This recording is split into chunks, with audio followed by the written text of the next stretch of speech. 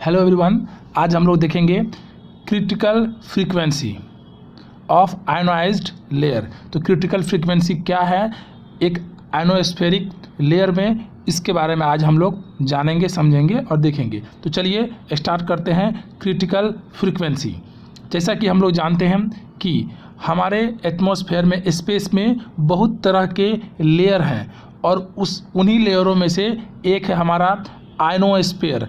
Ionosphere जो एक पूरा का पूरा रेंज है जहाँ पर आयन्स पाए जाते हैं, और वो आयन्स का फॉर्मेशन किस तरह होता है ये हमारे आप लास्ट वीडियो में देख सकते हैं, लास्ट लेक्चर में दे सकते हैं, जहाँ पर मैंने बताया है कि आयनोस्फीयर में आयन का फॉर्मेशन कैसे होता है, और वो आयन जो फॉर्मेशन होता है उसके बाद हमारा कोई भी वेव जब प्रोपगेट होता है, ट्रांसमीटर से ट्रांसमिट होता है, तो वह किस तरह से आयनोस्फीयर से रिफ्लेक्ट होके हमारे रिसीवर एंड तक जाता है, इसके बारे में हम लोग पहले भी बात कर चुके हैं लास्ट के लेक्चर में। तो आप हमारा लास्ट वीडियो देख सकते हैं जहां पर आयनोस्फेरिक के बारे में मैंने डिटेल में बात किया है।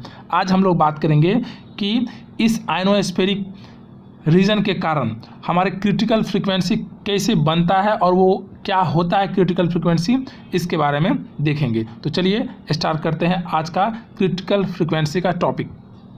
क्रिटिकल फ्रीक्वेंसी ये क्या है, पहले इसके बारे में थोड़ा एक लाइन का डेफिनेशन हम देखते हैं। It is a highest frequency reflected by particular ray at vertical incident denoted by F0 और FC।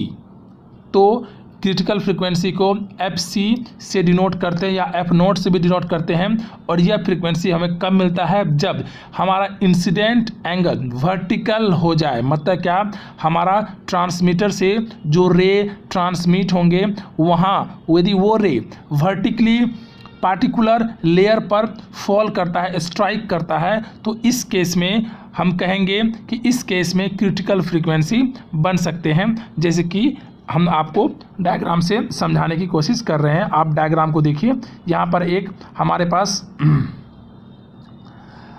पास एक ट्रांसमीटर है। वो ट्रांसमीटर आप देख सकते हैं कि ये ट्रांसमीटर है हमारे पास, और इस ट्रांसमीटर से मैंने सिग्नल को ट्रांसमिट किया, और ट्रांसमिट करने पे ये डायरेक्ट एक वर्टिकल डायरेक्शन में लेयर में जाकर के, मतलब जो आयनोस्फेरिक का लेयर है वहाँ पे जाके फॉल हुआ, और वो रिफ्लेक्ट करता है कुछ सर्टेन एंगल के साथ।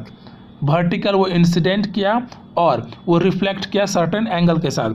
जैसे ही ये वर्टिकली इंसिडेंट होगा एक आयनोस्फेरिक के F लेयर में, इसका मतलब क्या हुआ, नॉर्मल के रिस्पेक्ट में यदि हम बात करें तो ये एंगल हमारा जीरो हो जाएगा। मतलब इंसिडेंट एंगल हम जीरो कह सकते हैं, क्योंकि नॉर्मल के रिस्पेक्ट में हमारा जो वर्टिकल एंगल है वो कहीं ना कहीं ओवरलैप कर जाएगा नॉर्मल के साथ, और हमारा इंसिडेंट एंगल जीरो हो जाएगा। तो स्नेल्स रूल के अनुसार, स्नेल्स लॉ के अनुसार वो क्या होता है, देखिए स्नेल्स लॉ जो होते हैं रिफ्लेक्टिव इंडेक्स को कैलकुलेट करने के लिए स्नेल्स ने एक लॉ दिया है। वो लॉ है reflective index mu equal to sine I by sine R।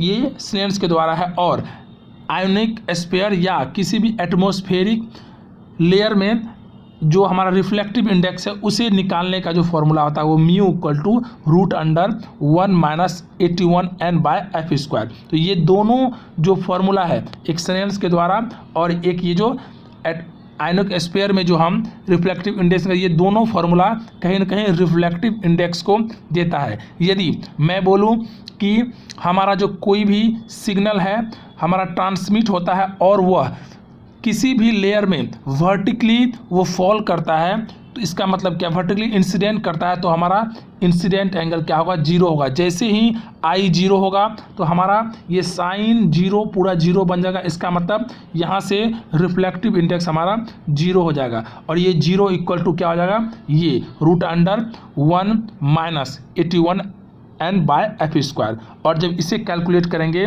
इसे जब कैलकुलेट करते हैं तो इसे जब इक्वेट करके जब इसे कैलकुलेट करते हैं तो हमारा कुछ इस तरह का सिचुएशन आता है। इस चीज़ को आप देखिए यहाँ पर कि जैसे कि मैंने बोला कि आपको स्नेल्स लॉ में यदि आई का वैल्यू 0 होता है तो यहाँ से ये पूरा का पूरा टर्म 0 बन जाएगा। तो इसका मतलब ये हुआ कि ये हमारा पूरा टर्म 0 हो जाएगा। और इसी टर्म पर यदि रिफ्लेक्टिव इंडेक्स 0 होता है तो इस केस में इसका मतलब हमें क्रिटिकल फ्रीक्वेंसी मिलेगा, एक ऐसा फ्रीक्वेंसी जहां पर इंसिडेंट एंगल 0 हो जाए। इसका मतलब आई 0 होता है और इस पर जो हमें फ्रीक्वेंसी मिलता है वो FC कहलाता है। तो फॉर्मूला के अनुसार जो नीचे वाला टर्म था वो FC हो गया। और यहाँ से क्या कर सकते हैं हम लोग F कैलकुलेट कर सकते हैं क्रिटिकल फ्रीक्वेंसी, जो कि आप नॉर्मली एक कैलकुलेशन है। और FC इक्वल टू हम बोल सकते हैं 9√n। और यहाँ पर n क्या है, वो इलेक्ट्रॉन डेंसिटी है पार्टिकुलर लेयर में। और F स्क्वायर की बात करें FC स्क्वायर तो वो 81n है। तो ये इस टर्म को आपको ध्यान रखना है और इसी के बेसिस पे आगे कैलकुलेशन हम करेंगे। नाउ अब यहाँ से मैंने कैलकुलेट कर रखा है FC जो है वो मैंने कैलकुलेट कर रखा है इक्वल टू 9√n। अब आयनोस्फीयर जो होते हैं, आयनोस्फीयर उसमें डिफरेंट लेयर होते हैं। इसमें होते हैं D layer, E layer, F1, F2 इस तरह के लेयर होते हैं। तो ये लेयर हमारे पास आपके स्क्रीन पर दिख रहा है, ये लेयर।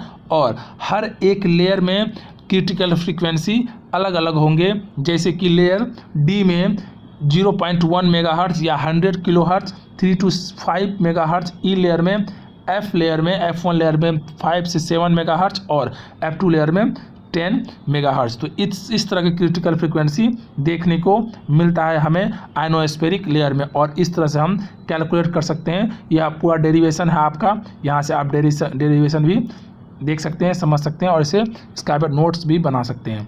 तो चलिए अब आगे का टॉपिक है हमारे पास, वो है मैक्सिमम यूजेबल फ्रीक्वेंसी।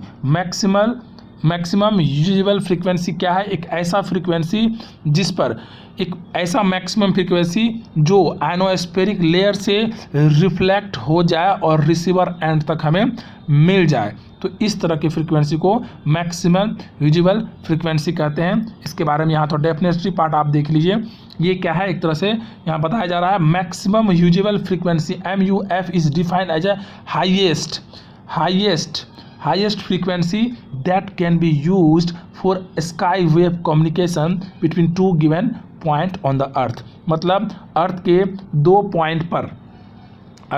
पॉइंट पे कम्युनिकेशन एस्टेब्लिश करने के लिए जो एक maximum frequency, highest frequency transmit किया जाएगा, वो जो कि रिफ्लेक्ट होना चाहिए और वो क्या होना चाहिए, कम्युनिकेशन में कहीं न कहीं मददगार होना चाहिए, हेल्पफुल होना चाहिए। और इस तरह के जो मैक्सिमम हाईएस्ट फ्रीक्वेंसी होते हैं जो बेसिकली स्काई वेव कम्युनिकेशन में यूज होते हैं, इस तरह के फ्रीक्वेंसी को हम लोग मैक्सिमम यूजेबल फ्रीक्वेंसी कहते हैं। एक तरह का ये हाईएस्ट फ्रीक्वेंसी है for the sky wave communication. तो यहाँ पर हम ये बोल सकते हैं कि मैक्सिमम यूजेबल फ्रीक्वेंसी कुछ इस तरह से आप डेफिनेशन को देख सकते हैं। Now derivation of MUF, maximum usable frequency के डेरिवेशन को हम लोग देखेंगे किस तरह से डिराइव होता है मैक्सिमल यूजेबल फ्रीक्वेंसी। सबसे पहले हम देखेंगे कि क्या है स्नेल्स लॉ, वो जो हम लोग ऑलरेडी पढ़ चुके हैं। और आयनोस्फेरिक लेयर में किस तरह से हम रिफ्लेक्टिव इंडेक्स निकालते हैं वो भी देखे हैं। तो दोनों का फॉर्मूला आपके सामने है, यहाँ फॉर्मूला आप देख सकते हैं इजीली। और साथ ही साथ इसमें कुछ टर्म यूज हुए हैं, वो टर्म मैंने पहले भी चर्चा किया है, फिर से मैं बोल रहा हूँ। ये स्मॉल n रिफ्लेक्टिव इंडेक्स है, theta I angle of incident है, n नंबर डेंसिटी है इलेक्ट्रॉन के, F फ्रीक्वेंसी है और थीटा मैक्सिमम, थीटा क्या है मैक्सिमम इट कैन बी 90 और ये मैक्सिमम 90 तक ये एंगल हो सकता है। तो चलिए देखते हैं डेरिवेशन का बहुत बेसिक्स पार्ट है, वो कुछ इस तरह से है, वो आप देख लीजिए। मैं स्क्रीन को थोड़ा सा जूम करता हूँ। तो यहाँ देखिए हमारे पास ये फॉर्मूला है, जो फॉर्मूला हम लोगों ने देखा है। तो मैक्सिमम यूजेबल फ्रीक्वेंसी मतलब क्या हुआ, एक ऐसा फ्रीक्वेंसी जहाँ पर हमारा जो एंगल ऑफ रिफ्लेक्शन होगा, एंगल ऑफ रिफ्रैक्शन जो होगा वो 90 डिग्री हो जाएगा। मतलब क्या, एक ऐसा पॉइंट जहाँ पर एंगल क्या हो, नॉर्मल के साथ 90 डिग्री का कोण बना ले। और इस तरह के सिचुएशन को हम लोग क्या बोलते हैं, वो बोलते हैं क्रिटिकल एंगल। और इस क्रिटिकल एंगल पे ही हम मैक्सिमम फ्रीक्वेंसी को फाइंड आउट कर सकते हैं। तो यहाँ पर हम बोल सकते हैं कि हमारा जो एंगल होगा वो नॉर्मल के साथ 90 डिग्री होगा, जो होगा थीटा। तो इसीलिए यहाँ पर थीटा क्या रखा गया है, 90 डिग्री रखा गया है। और यहाँ से ये 90 डिग्री साइन 90 डिग्री 1 होते हैं। इसका मतलब ये हुआ कि ये वाला टर्म हम यहाँ से देखिए sine theta I equal to root under ये प्रोसेस जो आपका पहले से स्क्रीन पर है। अब आप ठीक से नोटिस कीजिएगा तो आपको एक चीज़ समझ में आएगा कि ये 81n का वैल्यू एफ स्क्वायर होता है। मतलब क्या, F C square equal to 81n, या फिर एफ सी में बोलूँ तो रूट अंडर 81n। तो ये इसी तरह से 81 का वैल्यू एफ सी स्क्वायर मैं बोल सकता हूँ। तो यहाँ से एफ सी स्क्वायर हो गया। अब और ये एफ सी का वैल्यू हम क्या करेंगे, पुट करेंगे। इस एफ सी का वैल्यू हम पुट करेंगे किसमें, हमारा जो इक्वेशन है उसमें। तो यहाँ पे एफ सी तो रूट अंडर 81 का वैल्यू हमारे पास एफ सी स्क्वायर हो जाएगा। और यहाँ से सिंपली एक कैलकुलेशन होगा और उस कैलकुलेशन के अनुसार सब कुछ अरेंज करके आप यहाँ देख सकते हैं कि एक हमारे पास फ्रीक्वेंसी आएगा जो क्रिटिकल फ्रीक्वेंसी के फॉर्म में है। मतलब F equal to F C by cos theta I. तो critical frequency by cos theta है। तो इंसिडेंट एंगल और क्रिटिकल फ्रीक्वेंसी पर डिपेंड होगा हमारा पूरा का पूरा मैक्सिमम यूजिबल फ्रीक्वेंसी। तो मैक्सिमम यूजिबल फ्रीक्वेंसी का एक डेरिवेशन है जो आपको ध्यान रखना है, और इस तरह से कैलकुलेट किया जाता है मैक्सिमम यूजिबल फ्रीक्वेंसी।